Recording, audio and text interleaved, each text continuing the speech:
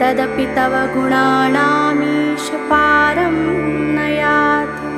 असुरसुरमुनीन्द्रैरर्चिते अस्येन्दुमौले ग्रथिगुणमहिम्नो निर्गुणस्येश्वरस्य। सकलगणवरिष्ठः पुष्पदन्ताभिधानो रुचिरमघुरवृत्तेः स्तोत्रमेतच्चकार।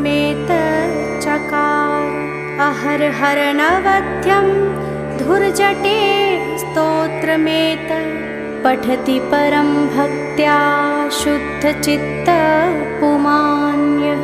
स भवति शिवलोके रुद्रतुल्यस्तथात्र प्रचुरतरधनायुः पुत्रवान् कीर्तिमांश्च। महेशान्नापरो देवो महिम्नो नापरा स्तुतिः।